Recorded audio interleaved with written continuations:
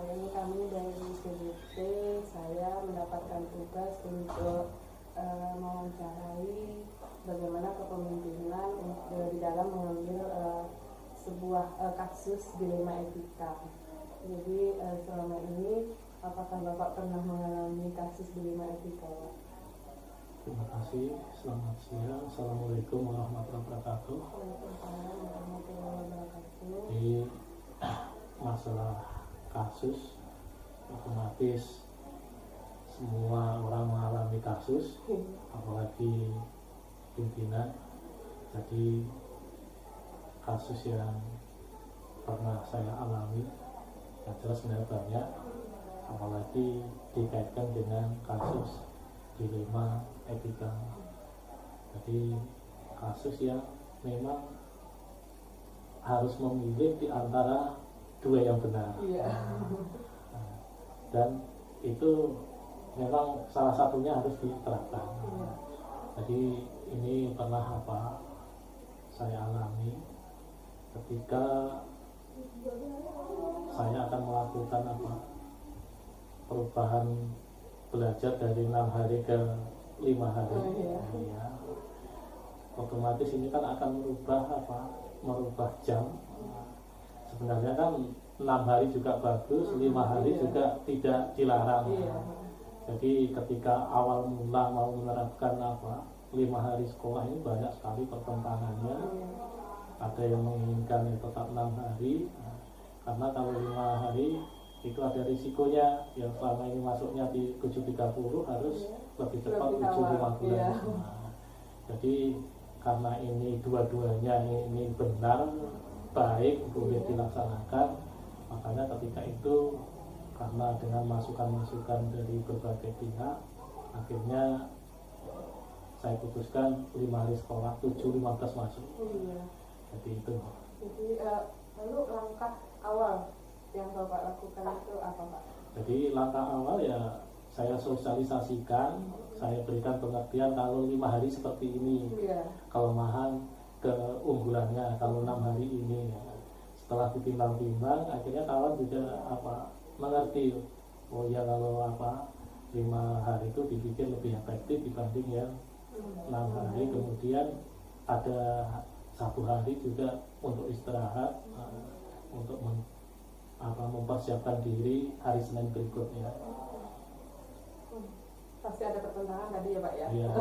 Ada pertentangan yang terlibat tentunya ada guru ya, Pak? Iya.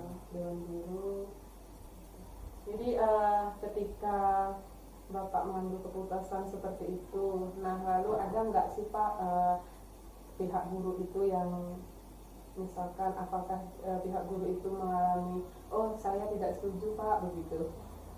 Ya tentu ada, awalnya seperti itu. Apalagi bayangannya selama ini 7.30 berubah ke 7.15 ini sudah luar biasa, apalagi yang jaraknya jauh. Jadi awal mulanya banyak sebagian ada yang pesimis lah, apakah nanti bisa berlanjut atau bagaimana. Tapi bergulirnya dengan waktu, dengan berbagai pendekatan, kemudian memberikan pengertian, ya alhamdulillah tidak ada masalah. Ini terakhir Pak, ketika setelah Bapak mengambil keputusan yang di etika tadi, yang beranggapan keduanya itu benar, jadi pelajaran kedepannya itu maksudnya hal baik. Jadi ini bisa diambil pembelajarannya. Ketika kita ingin menentukan putusan, menetapkan putusan, mengeksekusi putusan, itu alangkah baiknya memang kita melibatkan semua pihak. Jadi kalau putusannya itu putusan didasarkan dengan putusan bersama, jadi insya Allah nanti apa yang kita putuskan itu dapat berjalan dengan baik dibanding putusan kelas sekolah. Tidak diambil sepihak ya Pak ya. Luar biasa Pak. Oke, cukup sekian Bapak, terima kasih. Mudah-mudahan kedepannya semakin berkembang, semakin baik. Saya mohon pamit Bapak. Ya, Terima mudah-mudahan kasih. jawaban saya ya memuaskan, Amin. biar Ya, Pak. dipuas-puaskan. Iya. Mudah-mudahan PGP-nya lancar Amin. sampai akhir nanti. Amin. Saya kira assalamualaikum warahmatullahi wabarakatuh.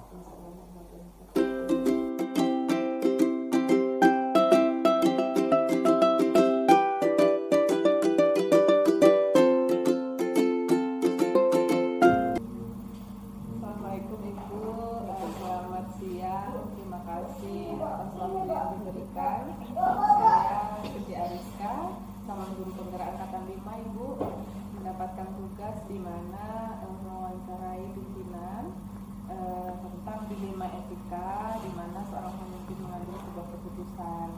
Nah, di dilema etika tersebut terdapat satu keputusan yang harus diambil, yaitu sama-sama benar di dilema etika itu.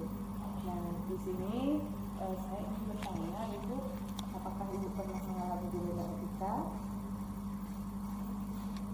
Ya, pernah. Iya, contohnya Ibu kasus apa? Ya mungkin kejadian dalam pembelajaran kelas kita anak sifatnya terus karakter lain-lain.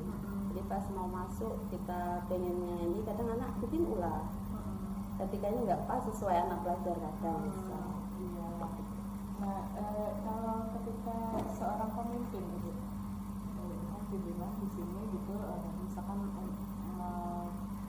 mengadakan sebuah program gitu, lalu dibawakan ke dalam forum gitu, itu pernah nggak mengalami dilema etika? Ya tapi Contohnya nih?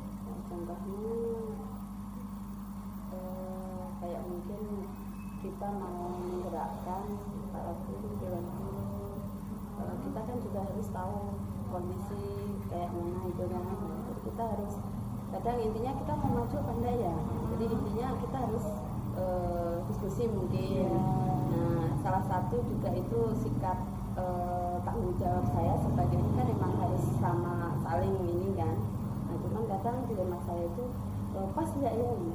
Cuman intinya saya tetap berkomitmen bahwa untuk kemajuan ini sekolah dia harus berani. Iya, betul. Adakah tantangan itu? Banyak. Bisa disebutkan ini tantangannya? Kalau tantangannya mungkin untuk kemajuan salah satu untuk menunjang visi misi kan. Apalagi kalau di yayasan sini visinya membentuk anak yang selain berkarakter juga bisa membawa penerapan karena di sini tahfidzul Quran. Jadi harus dalam kehidupan sehari-hari itu harus menerapkan salah satu dari penerapan tahfidzul Quran seperti apa. Iya. Nah, kalau begitu langkah awal, prosedur atau langkahnya apa yang Ibu lakukan dengan ada tantangan tadi, dan terus apa yang Ibu lakukan supaya program yang Ibu tadi ingin tercapai itu berjalan dengan lancar? Yang pertama mungkin kita harus membentuk tim kan. Ya. Salah satu yang dilibatkan mungkin kalau untuk sekolah kesiswaan di guru BK. Program-program sebelumnya sudah kita ini misalnya sudah kita bentuk, baru kita ini pelaksanaan nanti kembali ke guru-guru. Kita hanya membuat misal ini dan menegaskan supaya yang kita buat itu berjalan. Kita harus memantau gitu. Berarti yang terlibat di situ ada Ya kesiswaan, guru juga BK sama Ustaz. Lalu idola Ibu, ketika Ibu mengambil sebuah keputusan, idola Ibu itu siapa? Misalkan apakah keluarga di rumah, atau memang keputusan itu dari saya begitu, saya sendiri gitu, atau seperti apa itu, atau bahkan sejauh hubungan begitu? karena kita itu pengalamannya dulu pernah kuliah juga, terus saya sebelum kesini itu kan saya pernah ngajar di daerah lain kan, khususnya di Sarolangun itu dusun-dusun ya, bencana yang terpencil. Kemudian kalau saya tuh ada dulu memang kepala sekolah beliau itu masih muda, mungkin ya kalau dulu sih masih 26 lah, cuma udah PNS. Kemudian dia sering curhat tuh, baru diangkat ini 2 tahun langsung jadi pastor, energik. Kemudian ya kadang positifnya beliau itu yang terpencil, cuma intinya nggak pernah pantang menyerah. Terus dari situ saya kan udah hampir 13 bulan lah ya. Dari situ saya anak-anak di sini mungkin untuk ini jauh, tapi semangatnya kenapa kita nggak semangat ya? Berarti itu salah satu motivasi yang pertama, ya? namanya Bu Sri Handayani. Oh begitu. Dia masih udah S2 malahan. Udah S2. Energik ya. Itu dulu kuliahnya di Padang. Kita sering sharing-sharing. Kalau untuk apa namanya? Nggak taunya nyampe sini saya ditunjuk kayak gini juga, sebenarnya saya belum sanggup. Cuma intinya ada salah satu untuk pedoman saya tuh untuk ngambil seorang pemimpin kayak seperti ini. Ada sebenarnya diri saya sendiri kayaknya nggak ada gitu kan. Cuma intinya dari orang lain, mungkin lingkungan. Kalau di sini saya juga mencontoh banyak lah untuk ustadz, kemudian pimpinan yayasan. Karena setiap ini saya jadikan untuk pengalaman. Jadi apapun itu sikapnya, kalau yang baik saya ambil, kalau yang buruk ya saya. Oke. Terakhir Ibu, untuk ini ketika kita setelah mengambil keputusan dengan dilema etika tersebut, ada hal baik yang didapatkan gitu, ambil pelajaran dari kasus-kasus yang sudah pernah kita mengalami dilema etika tersebut. Apa itu hal baik yang didapat? Hal baiknya contohnya misal anak itu ada masalah, kemudian ada kasus mungkin ditangani oleh guru maksudnya belum fix, kemudian guru BK kembali lagi kan ke kepala sekolah, pimpinan, misal seperti itu. Jadi ada kalanya emang butuh pemikiran yang sangat ini apa namanya membutuhkan waktu, pikiran, tenaga, pokoknya intinya. Cuman untuk ini saya juga harus komunikasi dengan yayasan, kemudian dengan yayasan kasih solusi.